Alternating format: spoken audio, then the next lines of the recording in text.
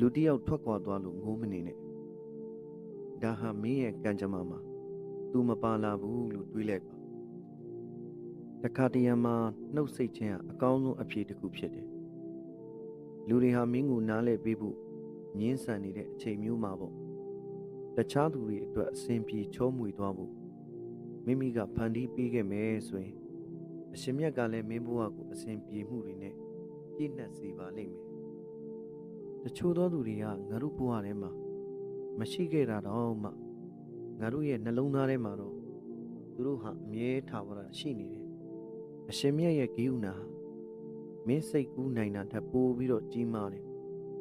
ဒါကြောင့်မင်းရဲ့အပြစ်အနာစာတွေအတွက်ဘတော်မှစိတ်တမကြတယ်တချို့သောသူတွေရဲ့အပြုံးနောက်ွယ်မှာနာကျင်မှုတွေဘလောက်ဖုံးကွယ်ထားလဲဆိုရင်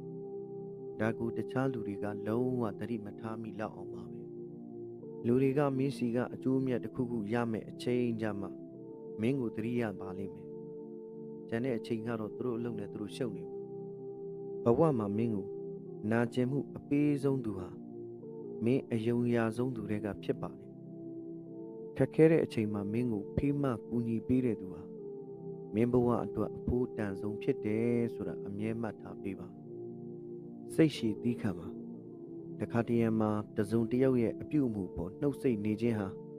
သူဟာဘလူလူမျိုးလဲဆိုတာသူ့ကိုယ်သူပြန်သိအောင်လုပ်နိုင်တဲ့အကောင်းဆုံးနည်းလမ်းဖြစ်တယ်တစုံတစ်ယောက်ကိုမင်းခွင့်လွှတ်ပေးလိုက်တယ်ဆိုတာ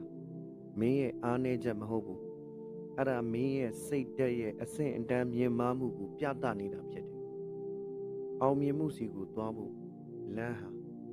မေဟနတ်ကြိုးစားအားထုတ်မှုနဲ့စတင်ပြီးတော့ခိုင်မာတဲ့ယုံကြည်ချက်နဲ့အဆုံးသတ်ပါတယ်မင်းရဲ့အရှိမတခြားသူရဲ့မကောင်းကြောင်းကိုပြောတတ်တဲ့သူဟာတခြားသူရဲ့အရှိမလည်းမင်းရဲ့မကောင်းကြောင်းကိုပြောဆိုမိမှာပဲလူတစ်ယောက်ထွက်ခွာသွားလို့ငိုးမနေနဲ့ဒါဟာမင်းရဲ့ကံကြမ္မာမှာသူမပါလာဘူးလို့တွေးလိုက်ပါတခါတရံမှာနှုတ်ဆိတ်ခြင်းဟာအကောင်းဆုံးအဖြေတစ်ခုဖြစ်တယ်လူတွေဟာမင်းကိုနားလည်ပေးဖို့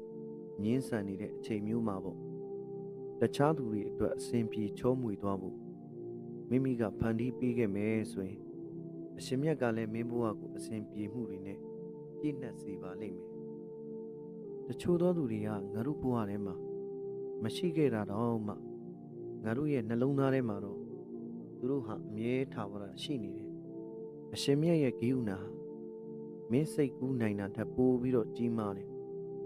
ဒါကြောင့်မင်းရဲ့အပြစ်အနာစာတွေအတွက်ဘတော်မှစိတ်တမကြတယ်